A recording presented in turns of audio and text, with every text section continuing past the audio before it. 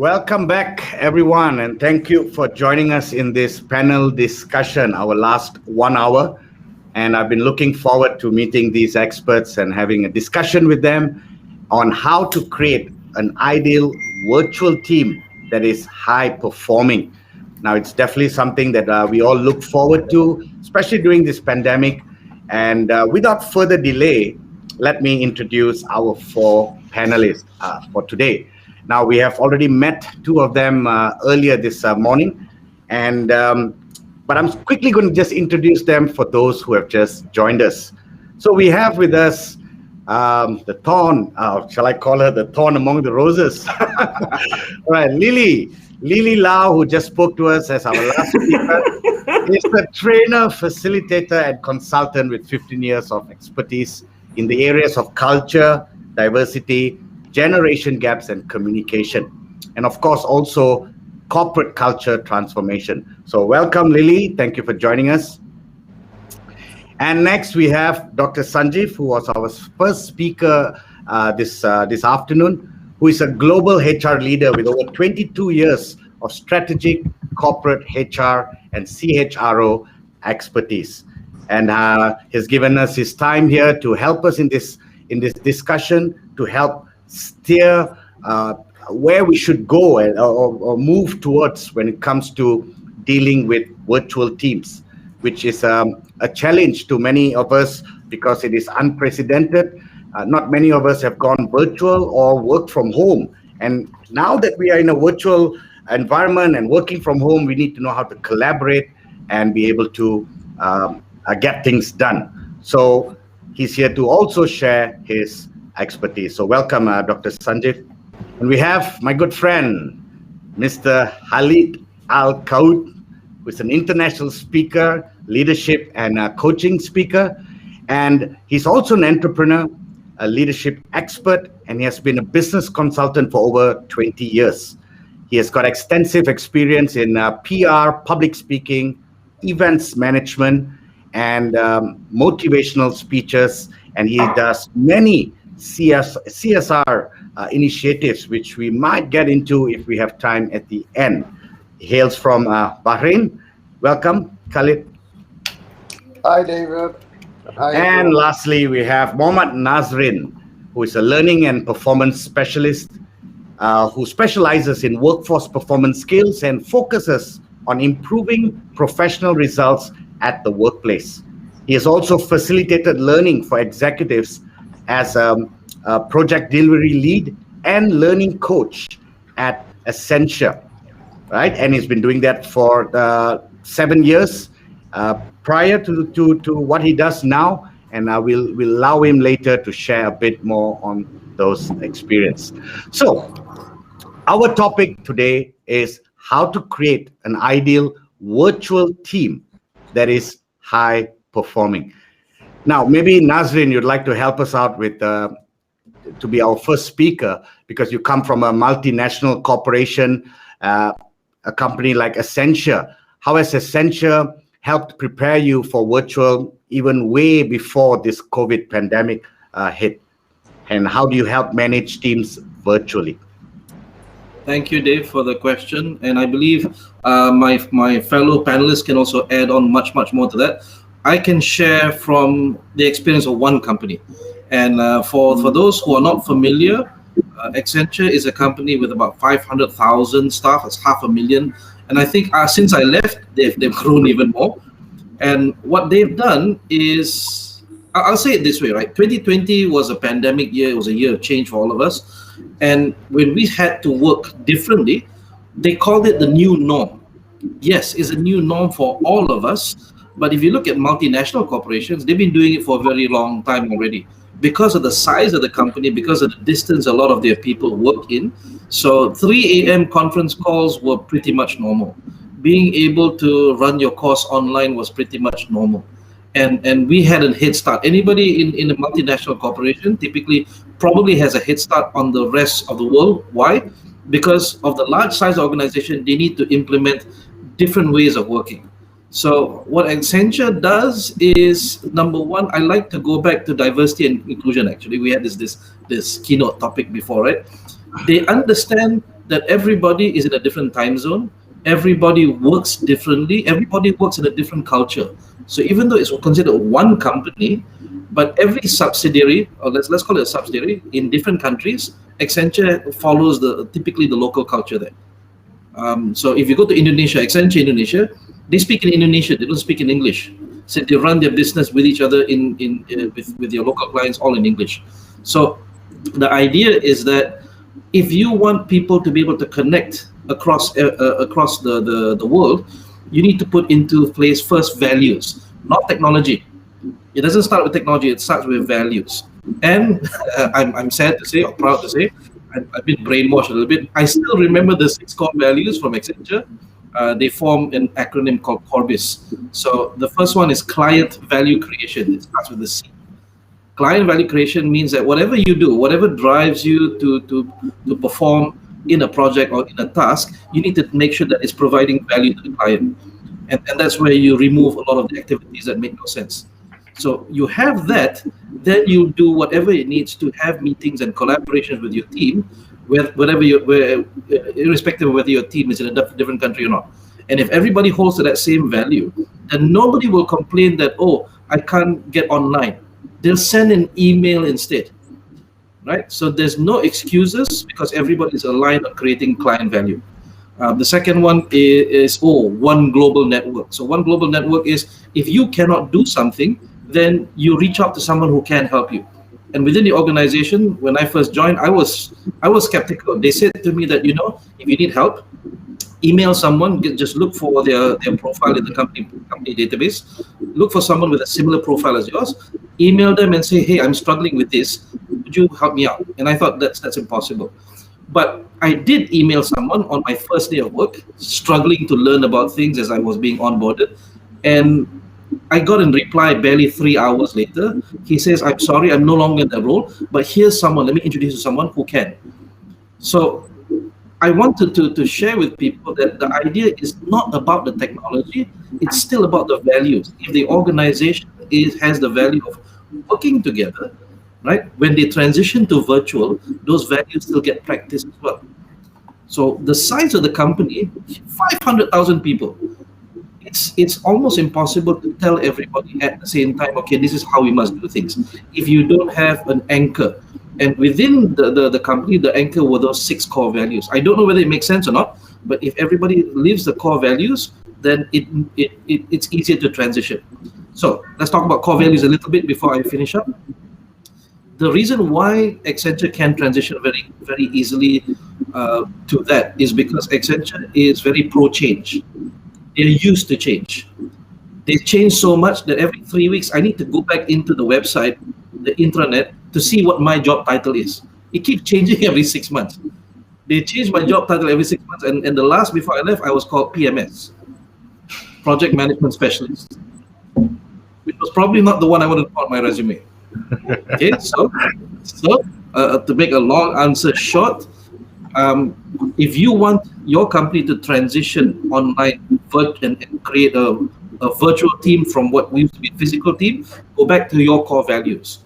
And if you don't have them, now it's time to start.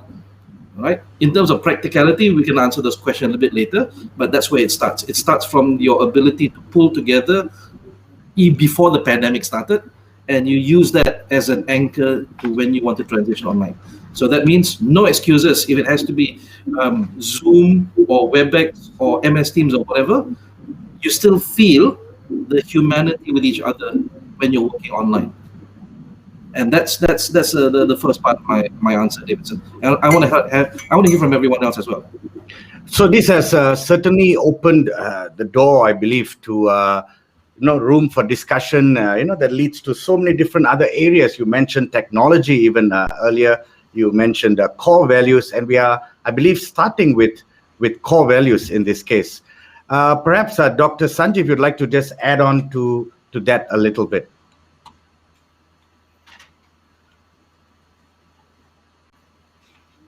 We can't hear you, Dr. Sanjeev. Can we see if your volume is... Or is it just me? No, it's me as well. I can't. No, I can't hear him as well. Okay.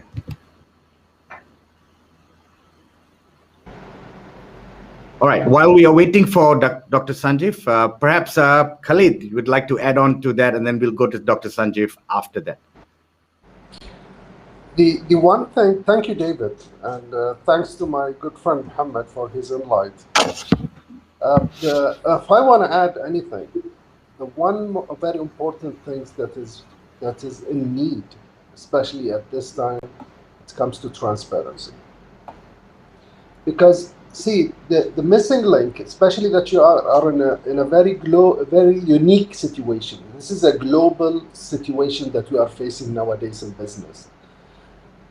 The one thing that we have witnessed is in some of those businesses who's just trying to sustain their payments, it's just to do the process without going back to the values, without going back to the quality, without going back to the most important things, which is the transparency.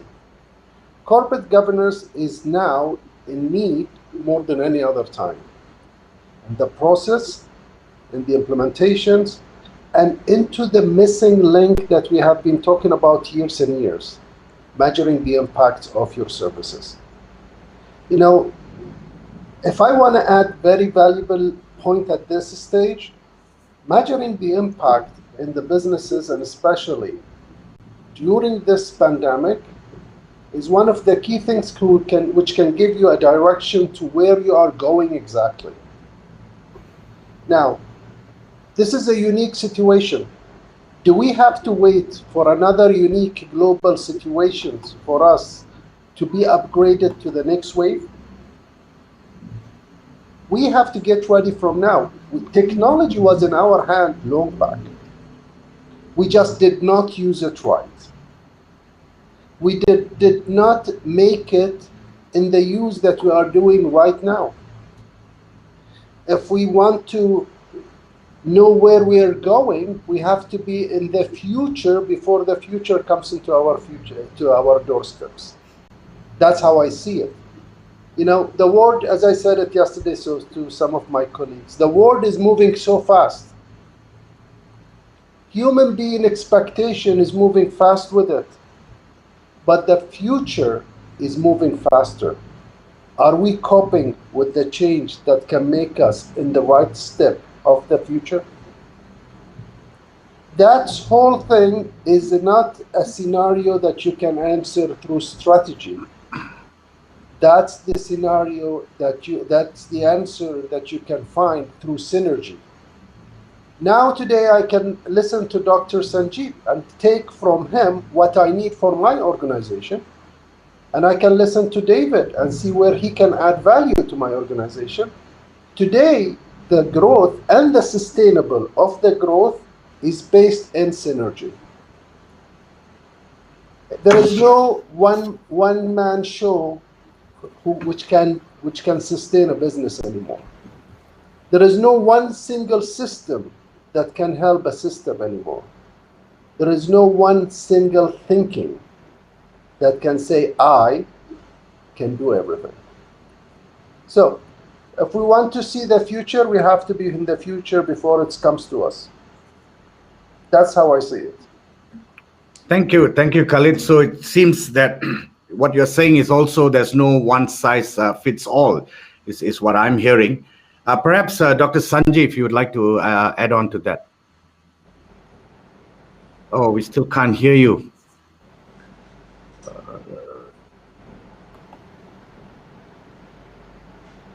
I'm afraid that Dr. Sanjeev mic is still red. So yeah. he just need to unmute himself. Yeah. Maybe I can help to answer please, or continue Lily, the conversation. Right. Now, I just want to take on from what Khalid has said, right? The world is changing so fast, and in fact, it's changing every day, that kind of thing, right? Now, let me just go back a little bit when COVID took us, last year, right? What happened in the first 3 to 6 months in the industries or in the businesses, right? A lot of people, when it happened last year, if you recall, right, people thought that it was just temporary, and within a few months, things will go back, if you recall that, right? And a lot of companies, the bosses, the management, they actually didn't do much, or they thought that it is not required because things will go back, right? And that did not happen, right? It just continue and continue, one lockdown after another lockdown, and now we are in more lockdowns, right? And that's where I realized, or not that I realized, I've been talking to people, and I found out that in general, people are just not prepared. All the business leaders are just not prepared for all this to come, and they are just waiting, for things to go back. That was what I saw for some moment of time. Right. So now here, it's like this COVID is going to stay on for, at least a while more, another 12 months, 24 months. I really don't know, but it's going to stay, right? So the question here is, what are we going to do, in managing all the virtual teams and all that, right? Now, in terms of technology, which is part of it, but it is not major. If we just take this technology component, a lot of people or businesses are just not ready, and they are not even there yet. Yeah, so and when it comes, right, I find that it is a little bit how shall I say, sad or empathize, right? The staff who are supposed to work from home, they are not even equipped with the basic computers or internet that they need to make working virtually successful or effective. Okay, so having said that, we, just to lead on to that statement that you just made, that employees need need computers and also the internet. What can companies, in your opinion, provide so that their staff can work effectively from home? To me, one of the basic criteria now, which all companies must do, is to provide at least a decent, laptop to everybody, and make sure that every house, all their employees' house have a good internet package, right? That, to me, if not, how do you expect staff to work effectively and perform when physically we cannot be going back to the office, and even going back to the office does not make sense anymore now, right? And I was in a training earlier on, like a couple of weeks ago, and there was some discussion, that some staff do not have laptops, and they need to requisite, and they were being informed by their IT department that there was no laptops available. Can you imagine how to do your work? Right. So these are the things that are happening at the workplace now, unfortunately. Okay, other than the equipment and to help staff prepare, perhaps Nadzrin, you want to answer these questions. What suggestions can you give teams who now begin, or they start in a very confused state, especially when the pandemic happened? But it also seems that many of them are still in a confused state because of the prolonged lockdowns in some countries. And this causes a lot of miscommunication, etc., etc. So what suggestions do you have for teams to be able to have this energy that Khalid spoke about? This is going to be a bit of a sensitive question, because not all companies, not all employees are the same. Not all like as Lily says, not all of them are prepared. Not all of them can invest. So if we go to the lowest common functionality, everybody has a phone and everybody has WhatsApp. So a lot of people, they have used WhatsApp for their work, but the limitation of WhatsApp and Facebook and things like that is non-trackability. Once a message goes up, it's gone. You want to look for it, you can search, but you don't know what the key search term is, right? So the idea is, if you go for lowest functionality, WhatsApp can actually help you run projects. I'm sure there are people who are here today have actually set up an event or something just through WhatsApp. But then you have to understand, how do you structure the information that comes in? How do you make sure that it's easy to find? How do you make sure that you can actually leverage off of that? Okay, so WhatsApp currently isn't able to do that. But if you go to other apps like Telegram, you can actually create folders. You can actually create a different chat group or a different a channel just for outflowing information where there's no noise. And then you can have project teams with different chat groups. So for my first answer is, if you are a company that's just bare bones, I can't afford to buy laptops or tablets for my people, then you go to the bare basics, which is WhatsApp, with the understanding that your employees actually do have a laptop that they take home for work. If you don't have a laptop, then there's nothing I can do. I don't know how you're going to do work from home. Okay, so still no investment there, nothing to pay. But if you go one step up, then you want to talk about collaboration tools. And collaboration tools are tools where your people can work together on one document or one output simultaneously. And if you have Microsoft SharePoint, okay, so let's go for the paid ones first. If you have Microsoft SharePoint, you can have documents in there that you can check in and check out, which means no two people can work on it at the same time. You can lock the document. If you want to go for the free versions, then you have Google Docs, you got Google Slides, you got Google Sheets. So you can actually work on one document at the same time by giving permissions, level of permissions to people, and it's free. You don't have to pay. Okay, so there's actually a lot out there if you want to apply at the bare minimum.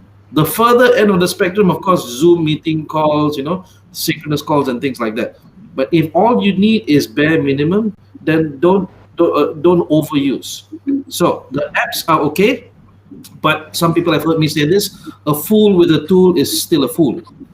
So you must be creative and structured. 2 words: creative enough to use the functions of the app in a way that it was not designed for.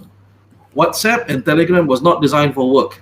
But if you're creative enough, you can find the functions, you can put them together, adjust, maybe create a website or use Padlet or something to store a lot of other documents. If I'm scaring people, I apologize. I'll put it into the chat where you can get these websites.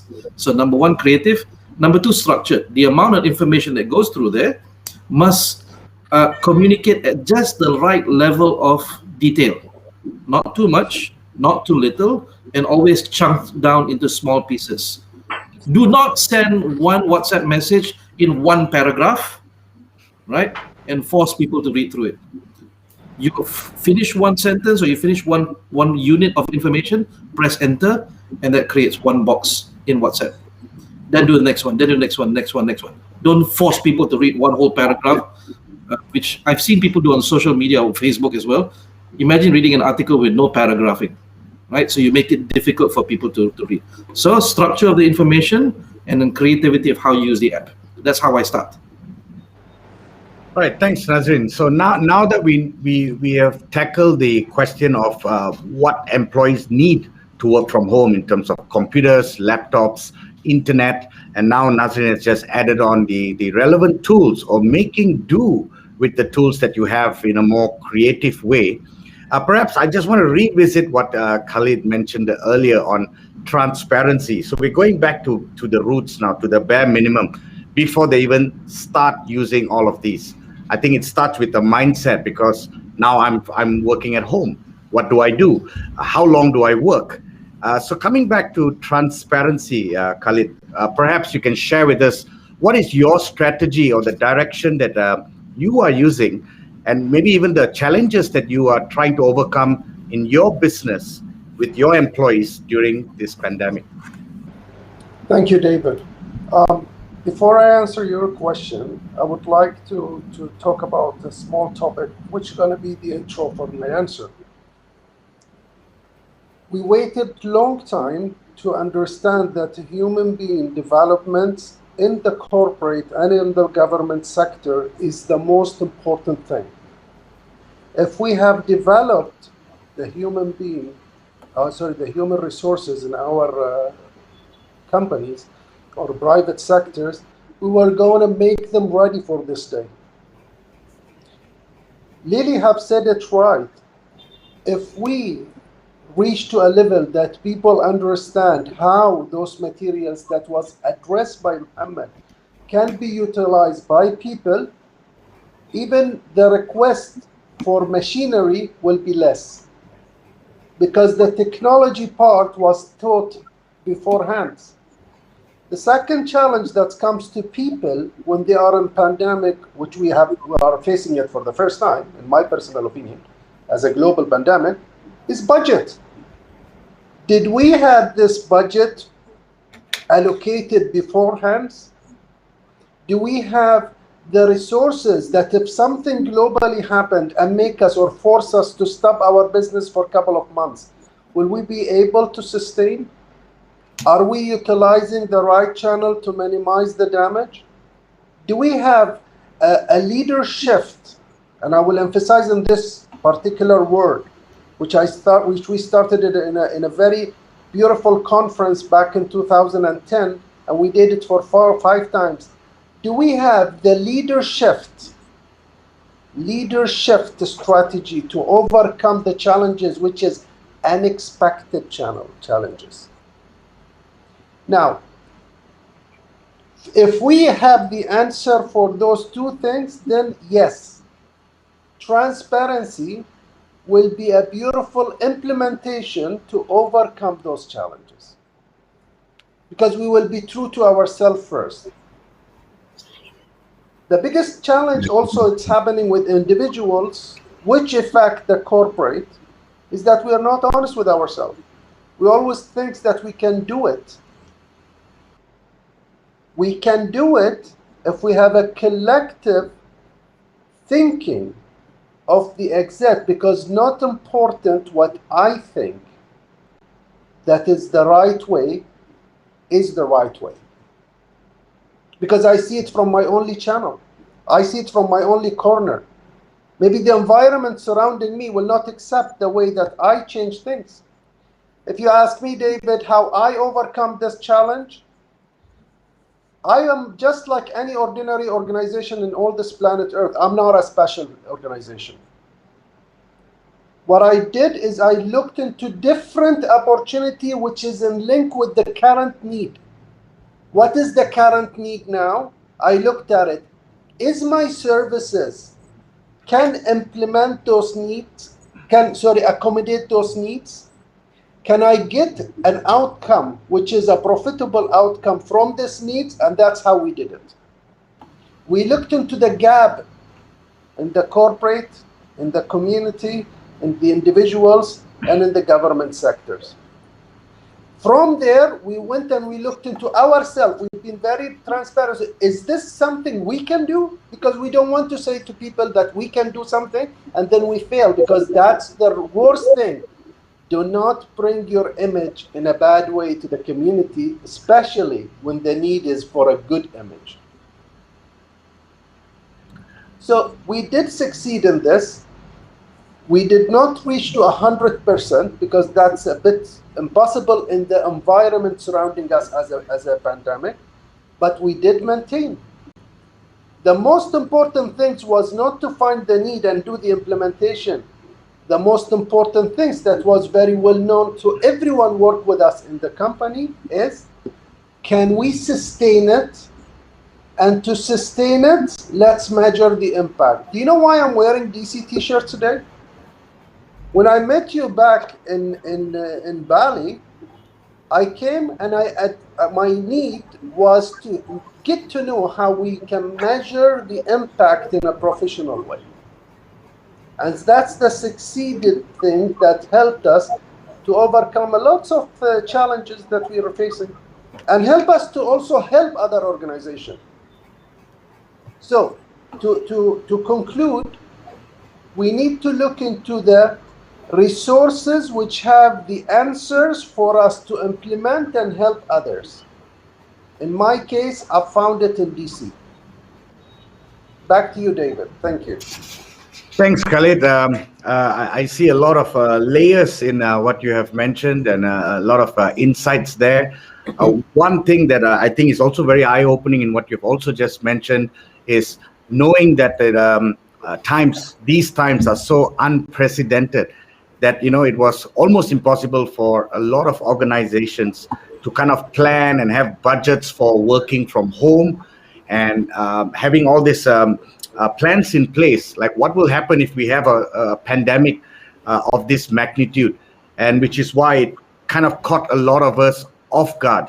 But I think it's a lesson also learned on how we can continue to sustain ourselves should anything like this or similar happen in the future. So that was a very valuable insight there.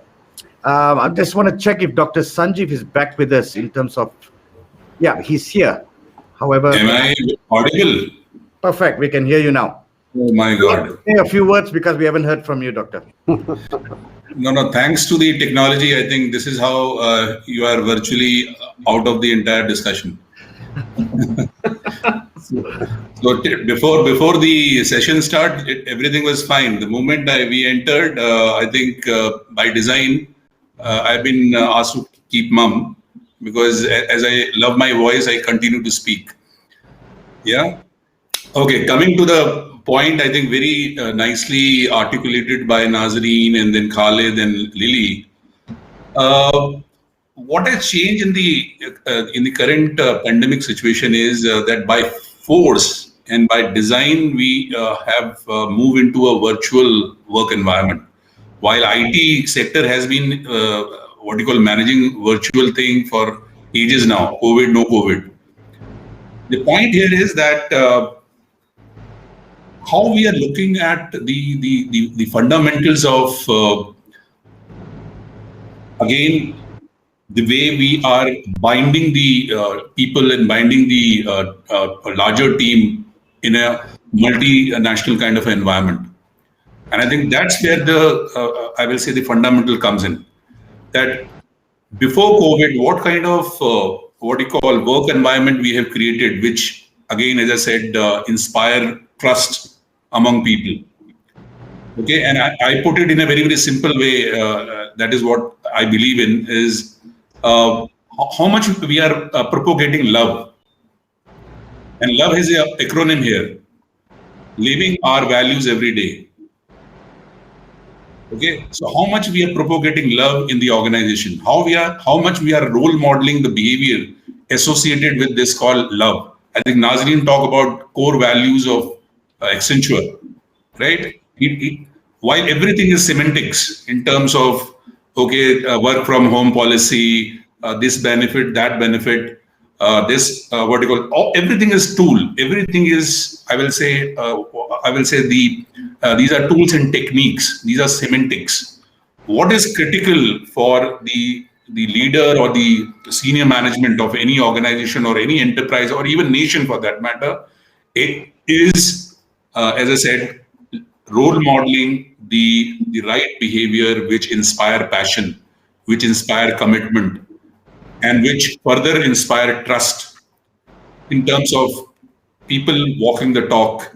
People are leading by example. Right? And I think that's where the entire efficiency, productivity, effectiveness come. Virtual, no virtual. Right? I come from an industry which has got most of them hybrid environment. Right? By force, we are doing a lot of things work from home. But if you have factories, if you have manufacturing facilities, you cannot have virtual environment there. And almost 60 to 70% of the global industry is working through hybrid environment because there is a mix of manufacturing, there is a mix of goods and services. The organization which is flourishing in today's time is, which as I said, are sticking to the fundamentals, are sticking to the basics, which is how I am creating an environment where there is a significant amount of trust, where there is a significant amount of, as I said, love, and there is a significant amount of focus on the vitals, and which is how we support each other, how we care about each other, how we work as a team in a real sense and not just for the lip service. And that's where you will differentiate organization which is into knee-jerk or the organization which is flourishing, irrespective of COVID. I hear two very key terms that we have discussed so far, and one is on how we prepare our employees who work from home or our teams and associates who work from home, and to provide them with the right equipment, etc. And on the other hand, on how the values are so, or as if not more important, to sustain all this. So earlier, Nadzrin, you mentioned about the tools that we can help to employees to prepare and utilize, whether they're online tools or whether they're WhatsApp or Telegram, as you mentioned. How else can we help employees prepare, especially mentality-wise, or maybe even skills-wise, to help them be better workers at home? It's a two-part question. Maybe you would like to answer the first part. Okay. I want to scroll up to the chat. Everyone look at the chat. Gina made a very interesting comment, which I agree. She says tools are plenty. You know why? Because I put all the tools in the chat. And she goes, tools are plenty. The problem is the business owners themselves do not know how to manage virtually. So you expect the employees to transition virtually, but your leadership themselves, they don't know how to manage that transition. So to answer Davidson's question, there's what Gina is talking about is what will bridge the core values and the tools. In that, how do you get people to want to use the tools? And in here, I follow an acronym of 4 C's. There are people in the room who will know this acronym. The first one is comfort. You need to create comfort, because once we go online, we become uncomfortable. Even before we talk about skills. If you don't create comfort, when you go in face-to-face, when you go virtual, that number will become exponential. They will become even more uncomfortable. So if in a face-to-face meeting, they don't ask questions, they don't offer suggestions, because you created an environment, and I'm not saying you, they created an environment where it was unsafe for people to give ideas, give opinions. When you go online, it becomes multiplied. And then what happens is managers become frustrated and they force people to turn on their webcams, even though their employees are breastfeeding, for example, or not wearing the tudung, for example. They become even more uncomfortable. So step 1 is to create that comfort, is to create that openness, that vulnerability, that sincerity. What was that word? Transparency. You cannot have transparency when people are not comfortable. And when there's comfort, then transparency will come in the form of clarity. You need to provide information just as it's, you need to provide information that is for them to use. Have a website somewhere or have a repository somewhere where they can refer. That's why I say in WhatsApp, you scroll, you're going to miss information. Okay, so the first C is emotional, second C is logical, clarity of information. The third one is confidence. Confidence in not just the team, confidence in leadership, confidence in the tool that we're using, because some people panic when they cannot connect. But if they know that, okay, there's another way for me to get this information from my team, rather than just panic right now, I can't get on, somebody help me, I can't get on the Zoom. That demotivates people as well. And the last C is certainty. Certainty is in the Malay word yakin. Yakin means you are, or there's an Arabic word, I'm sorry, Khalid. Believe. It is full sureness on what you need to do. So if employees, if staff, they don't know what they need to do after the end of a meeting, okay, even face-to-face, when the boss gives them something to do, they don't know, what am I supposed to do? It's multiplied, that's exponential online. So you must run your meetings, you must run you must give your instructions very, very explicitly. Then we can talk about skills. So you asked me about the first part, I'm answering the first part. Would you like me to answer the second part, or we pass to someone else? Yeah, perhaps we can pass it to someone else who'd like to take over.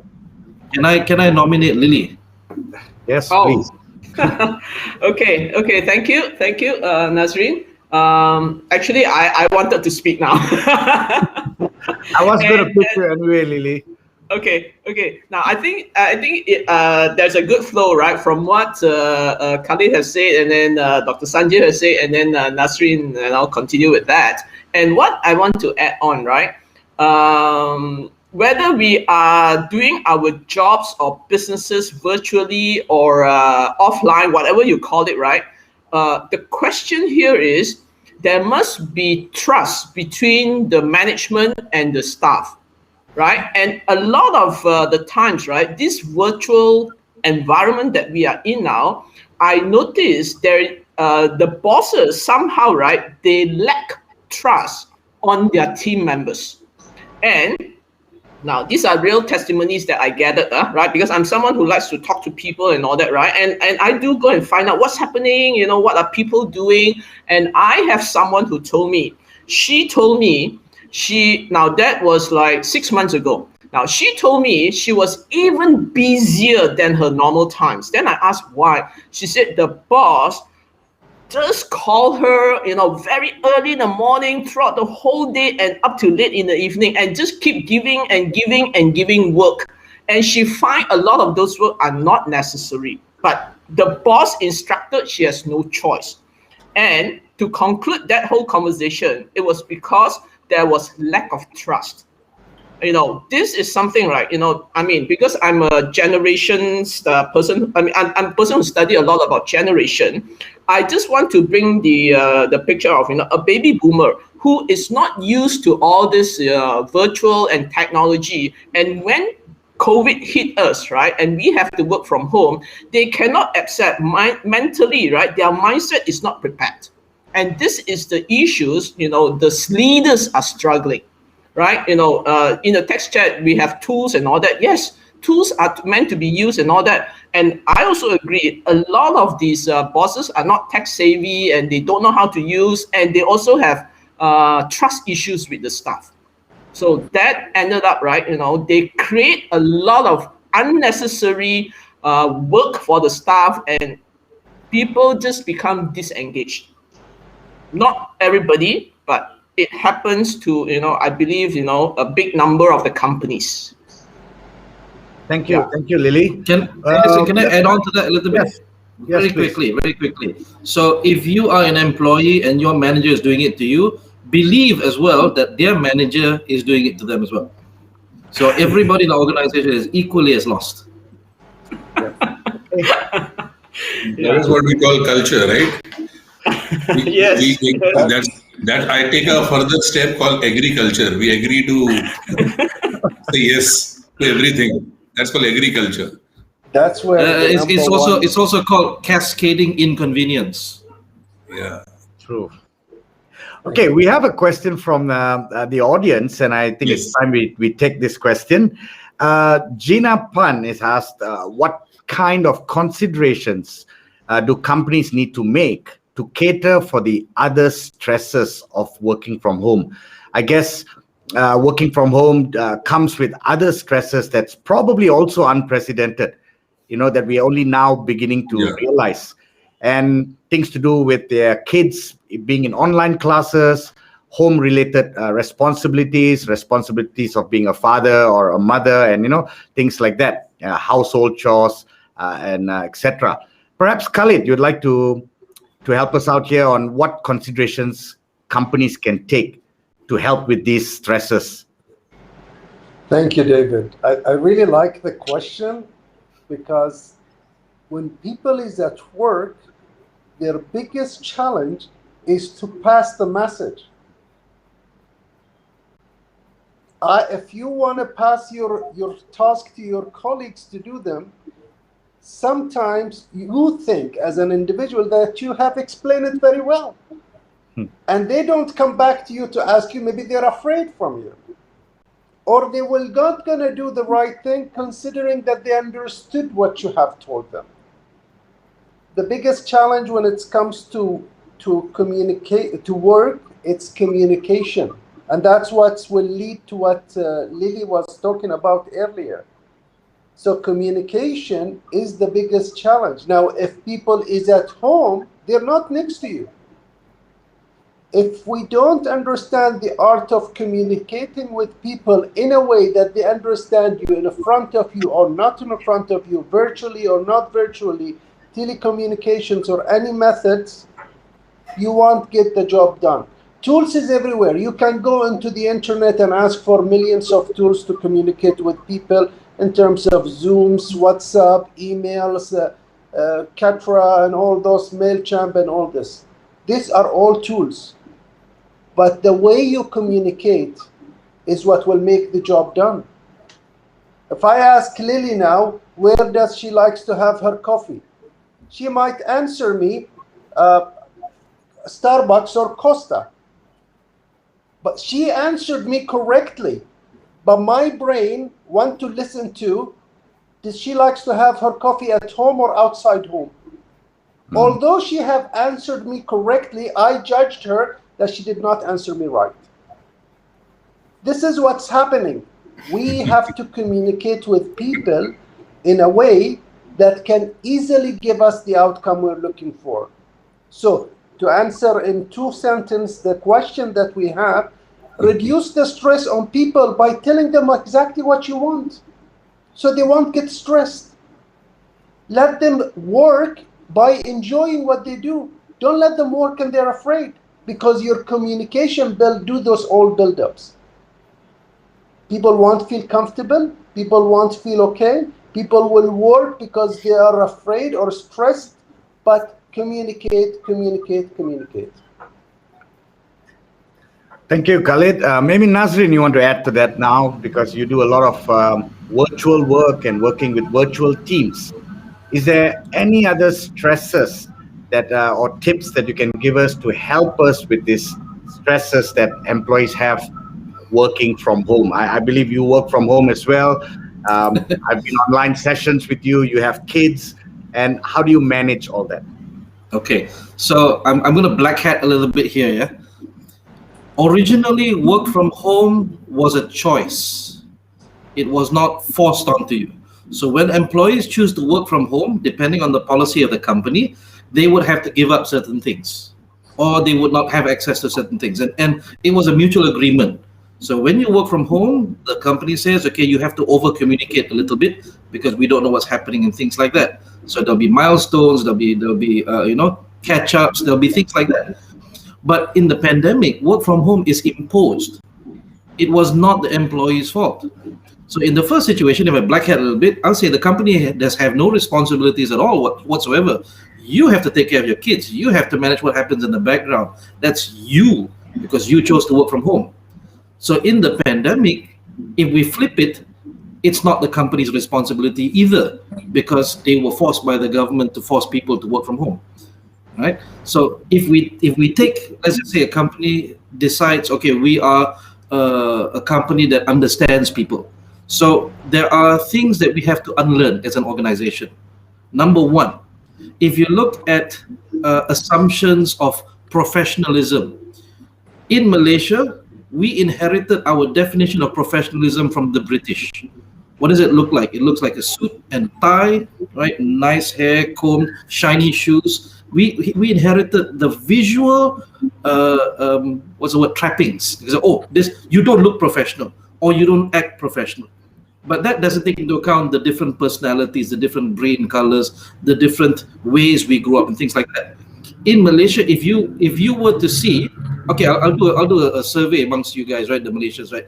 If you were to walk into a company, let's just say you open the door and there is a shoe rack there for you to take your shoes off.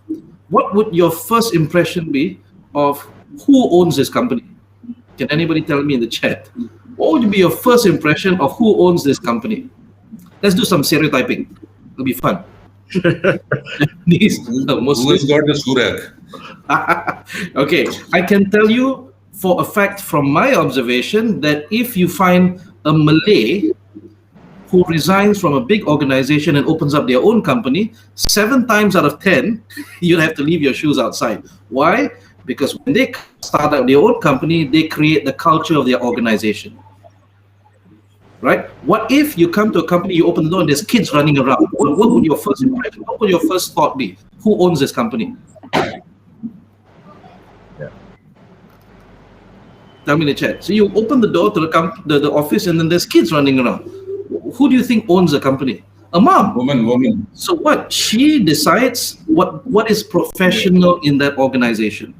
So using that example, if we go on to this, we need to redefine what is considered acceptable, not acceptable, professional, not professional, right? If you have kids running in the background and the managing director has kids running in the background in his Zoom chat, he goes, that's okay, I also have kids. Quiet down, guys, quiet down. And everybody does that at the same time, right? So you create a new definition of what's professional, what is acceptable. And if everybody is on the same page, then we have no problem, right? Or we create new problems, we leave that old problem behind. It's about the core values, it's about the humanity, it's about the authenticity, it's about the understanding. No more hiding behind a suit and a tie, because we are all in it together. And I don't know if that answered the question, Davidson, but I hope it's started the conversation, yeah? Now, another thing, to create a high-performing team, virtual team, and with all of us working at home and our teams working from home, and we striving to achieve this excellence or this sustainability in and the results that we want, I cannot not talk about work-life balance. So also because of time, can each one of you, starting with Khalid, and then we go to Lily, and then Dr. Sanjeev, and maybe Nadzrin, you can end that part. Just take 1 minute to help us identify how we can better have a work-life balance, because you have your computers on the whole time. Your bosses feel they can contact you even after 5, and then your dinner table is your workstation as well. So how can we manage this work-life balance and, kind of balance it at the same time? Davidson, are you asking a specific person or Khalid? No, we're going to go one round. Each one of you are going to take a minute to answer this as our final question. I'm the victim of the first answer. Well, I take it easy, David. I see it in a 3-way. Take care of your brain, take care of your body, take care of your food. 3 things. There is no lifestyle without them. My lifestyle that I didn't change even in the pandemic, I wake up in the morning and I go for a walk. Good day, bad day, hot day, cold day, the walk is there. Come back, I feed my tummy. I finish. My work is a responsibility. Don't leave your responsibility behind, because the only person who will suffer is you. And then when you're back, that means you have ended up your work. There is a time for somebody else, for your family. Spend time with them, because yes, you have responsibility for your work. You also have responsibility for your family. And that's where the joy comes. Because you do things not because you have to, because when you're at work, it's that you have to work. You have to earn living. It's a must to sustain something within your lifestyle, which is living. When you're back to home, it's family time. But now you're done with 60% of your day. You have to have rest. Don't underestimate how many hours your body needs to rest at night. Because that's when you shut down all your switches and you need to rest. Simple thing: brain, body, food.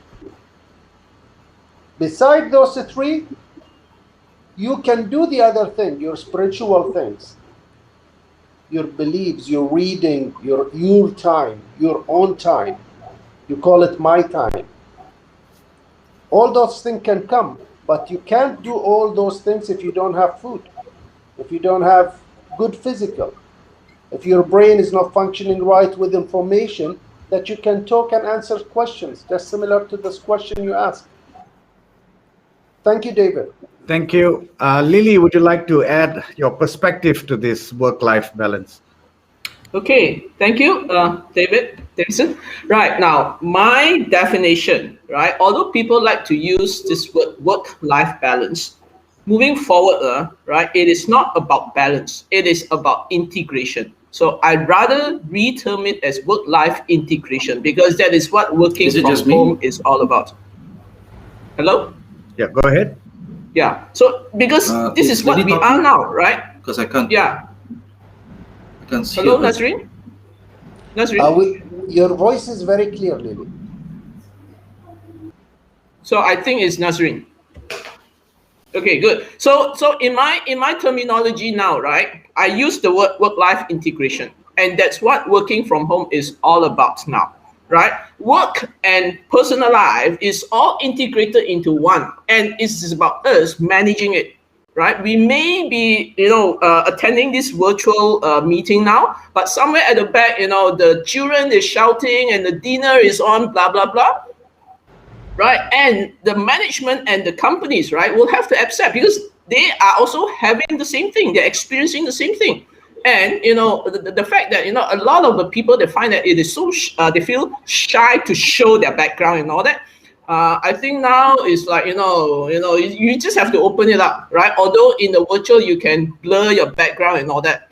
It is, to me, it's okay, even when your children, those who are young, right, they want to drop by and they want to say hi to you, let's accept them. They are just children being who they are, right? To me, there's nothing wrong with all this.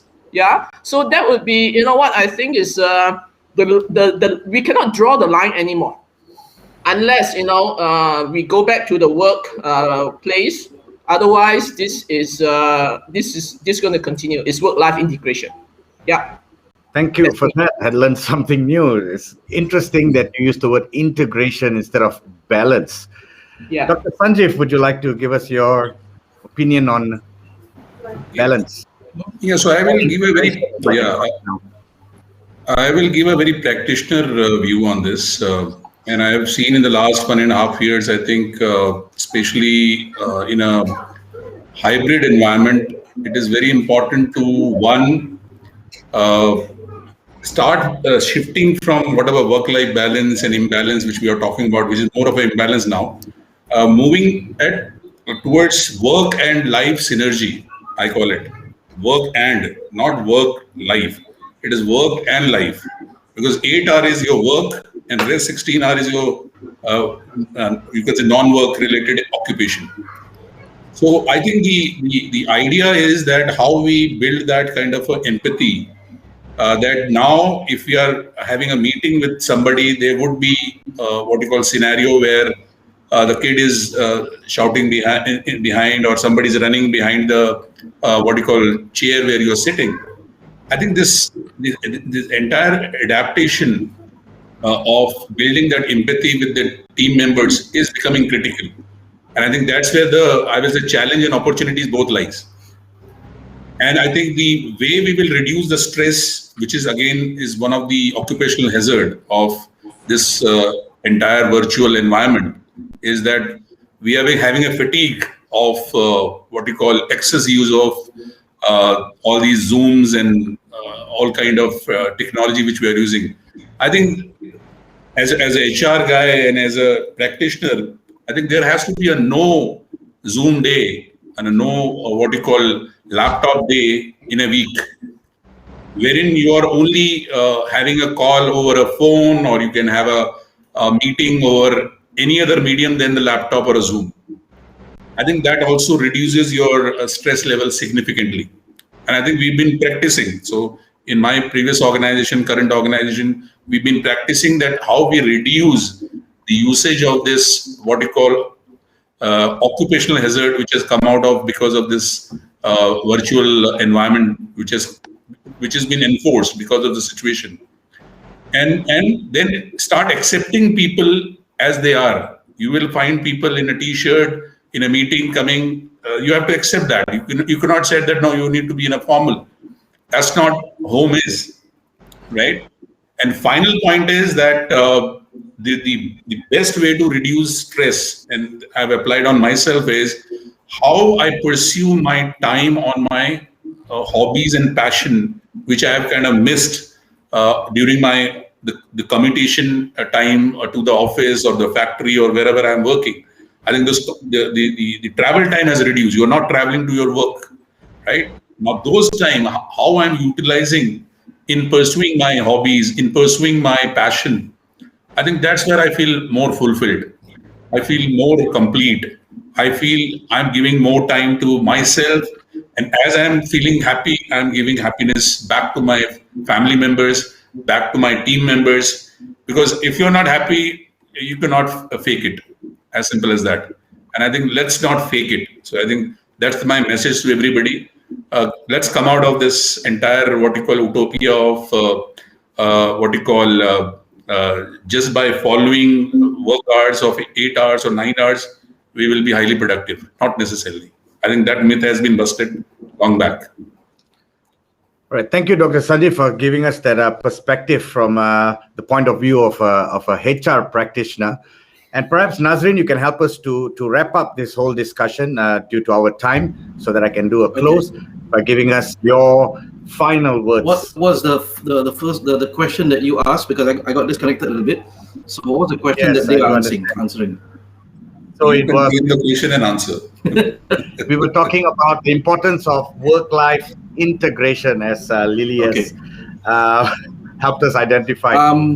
There once was a speaker invited to Accenture, which caused a bit of a stir, and he proudly said, "Work is my life, therefore I am balanced." He is a thrice divorced human being, and after he left, after we gave him his Not prize or whatever it was, a souvenir, and he left, our managing director had to step in front of the team and said, he does not represent what we believe. So I learned about work-life balance, work-life integration, work-life synergy at Accenture, and I want to share with you how I put it into place. Now, investment, money is crucial, I would guess. Resources are crucial, but this is how I've done it, right? So to make sure they stay out of your hair, you have a kid zone. Beautiful. Okay, and that's a sleeping baby right there. And we have a swing, so they stay occupied a little bit. I have a grown-up baby. If I take you around, I think you will see the mess. So the answer is, you do it your way. You know what fits. Yes. You do it your way. It's not about keeping them out of the way. It's about, explaining to them, okay, I need this time because I'm meeting somebody very important. We'll play after this. So if you talk about clarity and transparency with your colleagues, same thing with your family. Help them understand. Because if they understand, then it's easier. Thank you. Well, I can't believe that 1 hour has come to an end so soon. I really would love to take this time to thank our 4 panelists for your valuable insights and input and ideas and suggestions. There's a lot to digest, I know, but I think if we kind of apply everything that we have heard in this last 1 hour, we're going to help create virtual teams that are not just sustainable and profitable, but those who also are happy at the end, because you want to have happy employees as well, not just effective, but happy. So thank you all for your contributions and in this last 1 hour. So everyone, we have come to the end of this incredible two-day conference. And I would like to just take a few minutes to just thank everyone who has joined us and who has participated in one way or the other enthusiastically. We really hope that you have had some great takeaways from this past 2 days. I would also like to take this time to thank all our speakers from yesterday and today, and our panelists for their commitment and contribution and extraordinary sharing. I can see that most of these things were shared from the heart, not just academically, but just living with what's really happening today.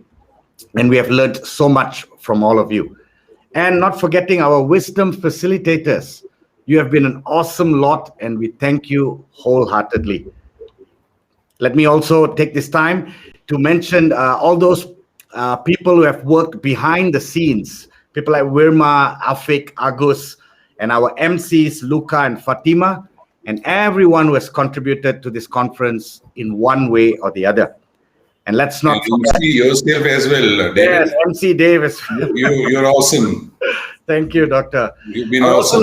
I would also like to thank our sponsors for both their generosity and their support before and throughout this conference.